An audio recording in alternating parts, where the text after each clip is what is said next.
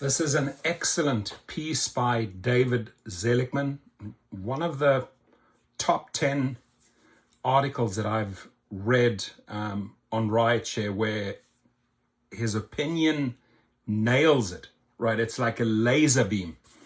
And don't stop, David. Keep these type of articles, opinions coming. Uber's Colorado suit is a corporate test case to push the legal limits. And that we're seeing everywhere, politically and business-wise. They are pushing their limits with the public. And I'm not just talking about Uber.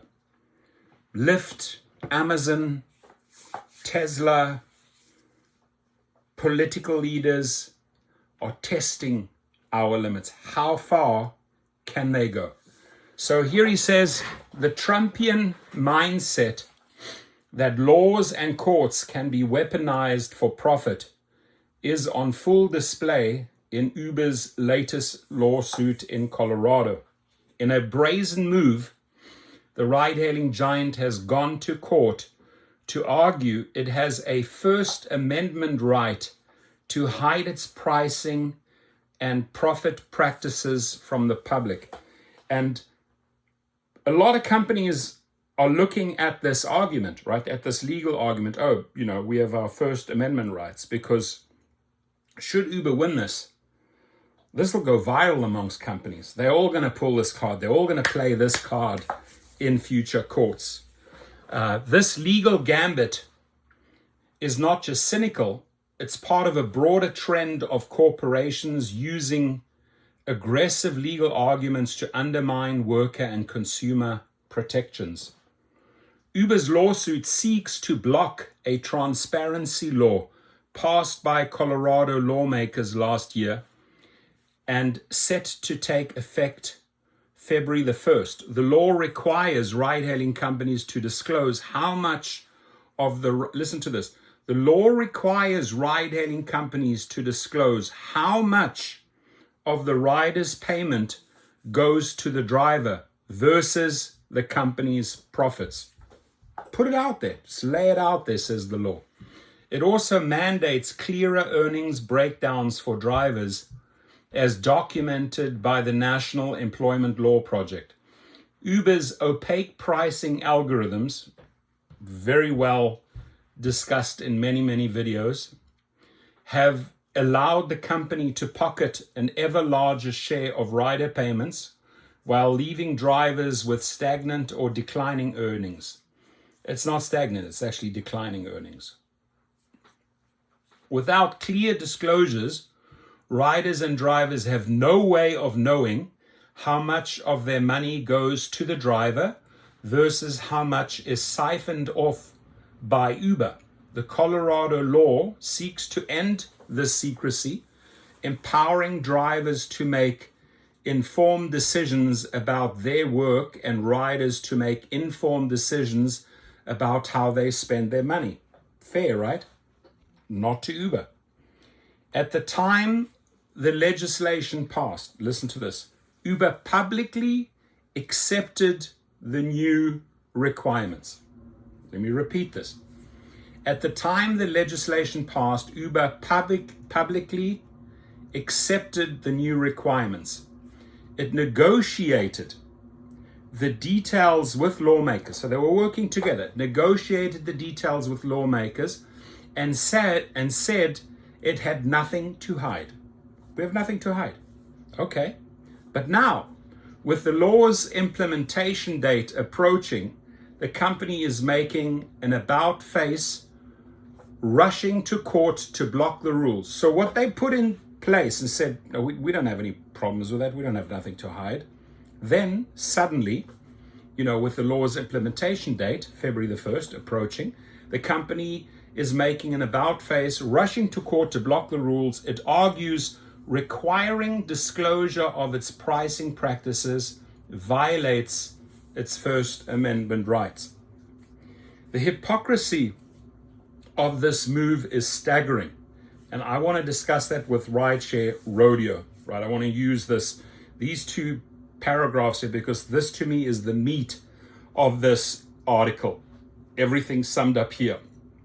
The hypocrisy of this move is staggering. Uber spent months working with Colorado lawmakers, giving every indication it would comply with the law.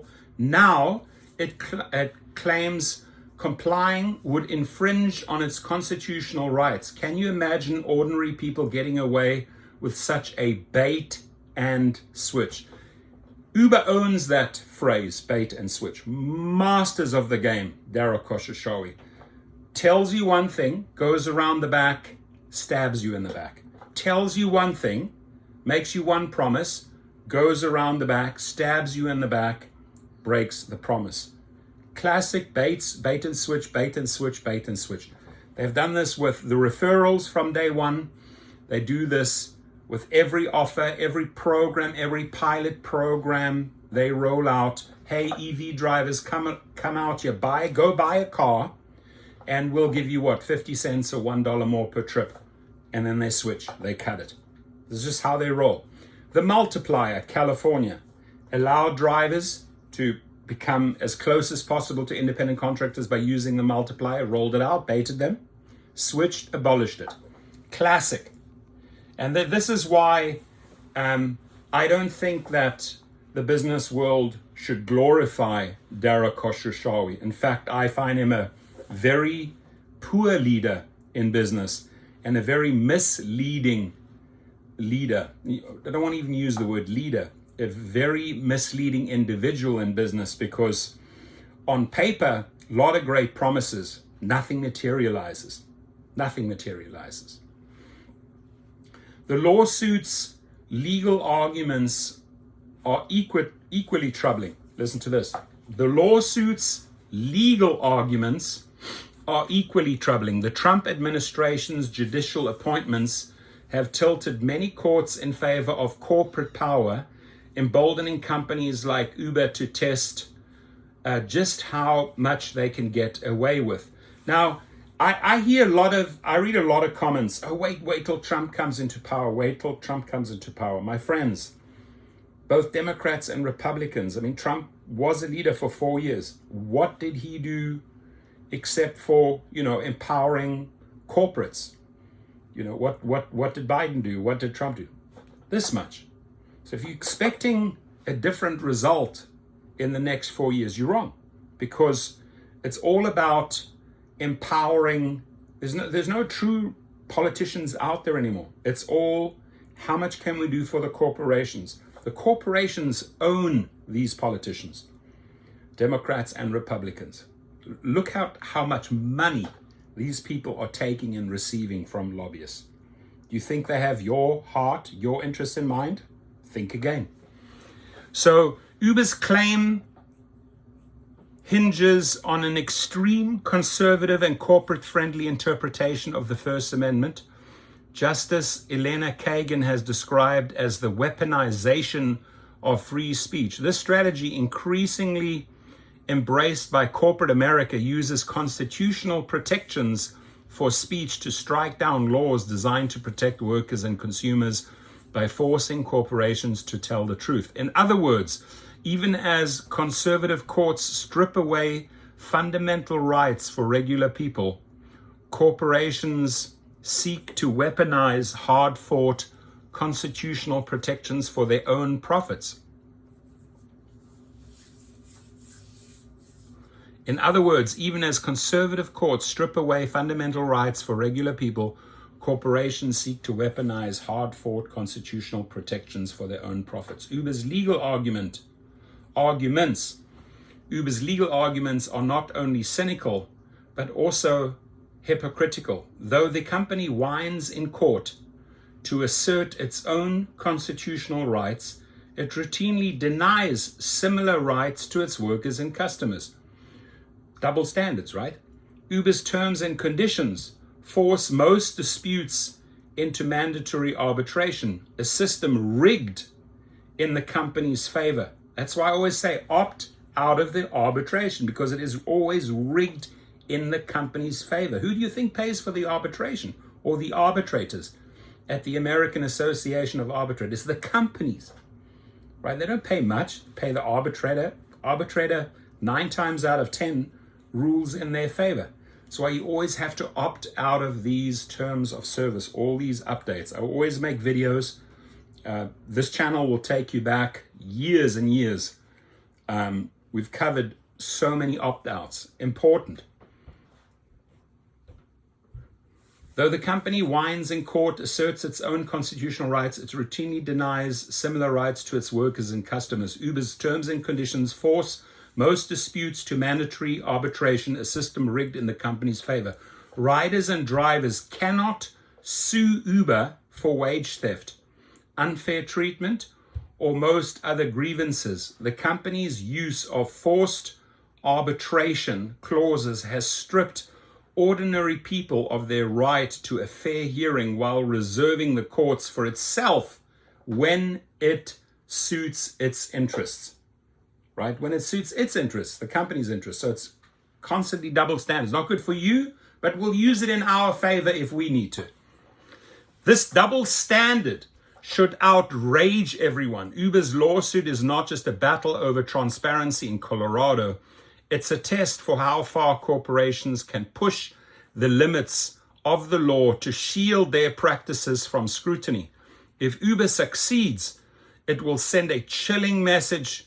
Companies can use the First Amendment to avoid accountability and transparency. It would pave the way for other corporations to challenge basic consumer and worker protections, further entrenching their power at the expense of ordinary people. That's powerful, my friends. Its stakes couldn't be higher.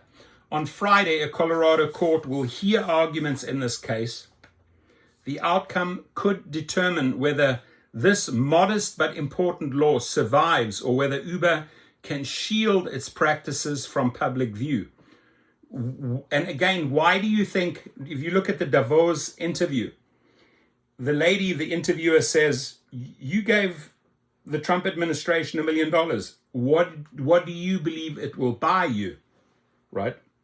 That's it. It's tit for tat. I'm going to pay in. I need you to protect me legally. The stakes couldn't be higher. On Friday, a Colorado court will hear arguments in this case. The outcome could determine whether this modest but important law survives or whether Uber can shield its practices from public view. Colorado lawmakers passed the legislation to promote fairness and transparency. They understood the public has a right to know how their money is spent and that workers deserve clarity about their earnings. Amen. Uber's actions exemplify the Trumpian ethos. Laws and institutions exist to serve the powerful, not the people. He's obviously very politically opinionated here, but take his political opinion out of the article. That aside, the man is spot on.